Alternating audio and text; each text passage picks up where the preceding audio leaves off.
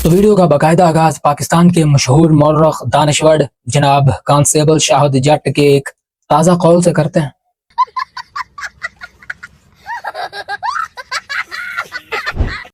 उन्होंने कहा है कि महंगाई से तंग आकर कोई गलत कदम ना उठाएं बल्कि डिस्कवरी चैनल देखें, क्योंकि वहां पर जंगल में रहने के तरीके बताए जाते हैं।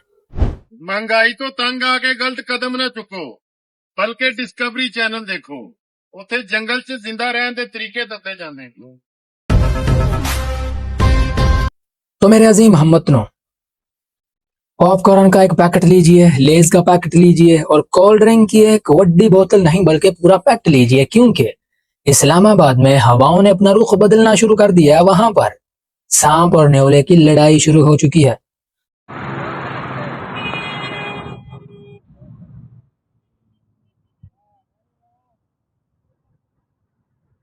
तो आपने सांप और न्योले की लड़ाई देखनी है, ना कि सांप या न्योले के नारे लगाने हैं। यहाँ पर मैं आपको बताता चलूं कि सांप और न्योले की बात बिल्कुल भी नहीं हो रही।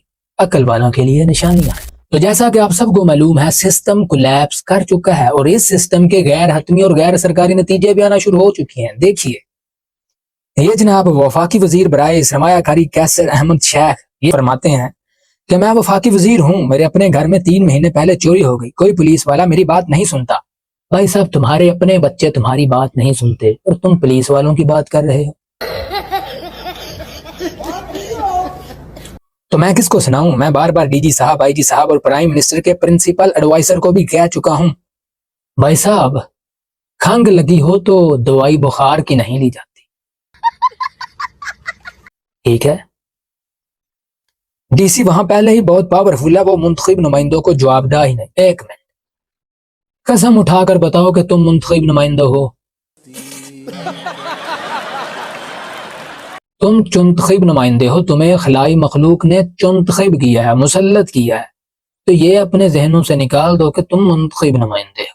जनाब, ये है वफाकी वजीर साहब, यो कह रहे हैं मेरी अपनी बात नहीं सुनी जा रही, और असेंबलियों में बैठकर इन्होंने अवाम के मसले हाईलाइट करने थे जिनके अपने मसले हल नहीं हो रहे। लाखों की तनख्वाहें ले रहे हैं, प्रोटोकॉल ले रहे हैं, बच्चे इनके बरूने मुल्क पढ़ रहे हैं और इनके मसले अपने ही मुल्क हल नहीं हो रहे। तो अवाम के कैसे मसले हल होते होंगे? अवाम तो जो बात कहती होगी सीधा सीधा उसमें वो टैग लगा दिया जाता है जी कि ये इंडियन है, इंडियन एजेंट है।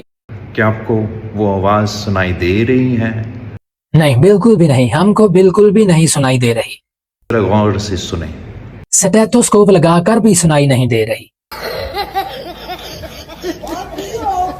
Tick tock tick tock tick tock तू वहां पर जाकर मुजरे कर, क्योंकि तेरी पर्सनैलिटी ही ऐसी है, सियासतदानों वाली नहीं।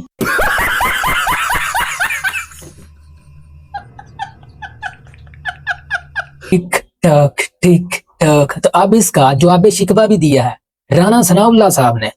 और ये जो उल्टी गिनती गिनना चाहते हैं, इंशाअल्लाह ताला ये खुद भी सीधे हो जाएंगे, इनकी गिनती भी सीधी हो जाएगी। ओ, राना सनाउल्लाह साहब ने जवाब शिकवा दिया है, लेकिन आप जवाब शिकवा को छोड़े, आप देखें कि राना सनाउल्लाह ने एक बंदा रखा हुआ है माइक पकड़ने के लिए, क्योंकि इसके अपने हाथ जो हैं वो भी कोलैप्स कर चुके हैं सिस्टम की तरह, और इस माइक पकड़ने वाले को भी तनख्वाह दी जाती है सरकारी खजाने से, कौमी खजाने से, और कौमी खजाने में पैसे अवाम के टैक्सों से भरे जाते हैं। हमसे कोई शिकायत नहीं। कोई एक फैक्शन है जो वजीर आजम को अपने इत्तेहादियों से भी लड़ा रहे हैं, वो खुद भी वजीर आजम से लड़ते हैं। असल लड़ाई ना, असल लड़ाई तो इस्लामाबाद और लाहौर का हो रहा है। असल लड़ाई इस्लामाबाद में नहीं, शाम और न्योले की है असल लड़ाई।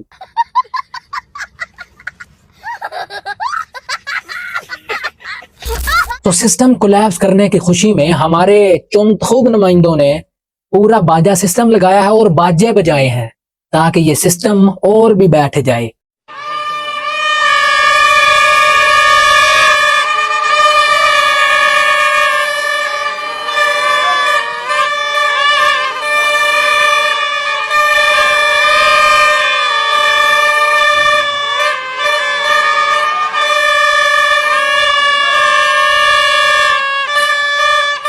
हमने इनको अपने मसले हल करने के लिए असेंबलियों में भेजा है।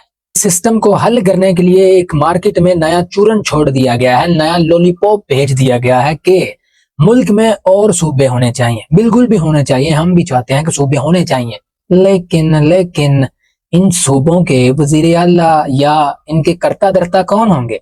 वही सदर बनेंगे, वही पुराने सुदूर के जो पोते हैं।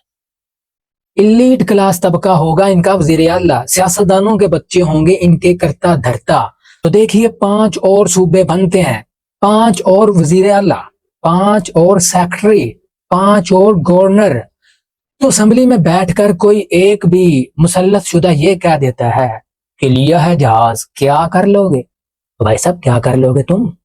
कोई एक भी कह देता है कि लिया है पासपोर्ट, ब्लू पासपोर्ट लिया है, क्या कर लोगे? लिया है प्रोटोकॉल, क्या कर लोगे? तो मेरी भोली भाली आवाम क्या कर लेगी? क्योंकि एक ही खानदान में पूरा पूरा टब्बर मिस्त्रियों का है। तो मिस्त्री कभी भी नहीं चाहेगा कि मंजिल सही सलामत बने या बन जाए। अगर मंजिल बन जाएगी तो मिस्त्री बेरोजगार हो जाएंगे, उनको कोई काम तो और किसी ने देना नहीं है।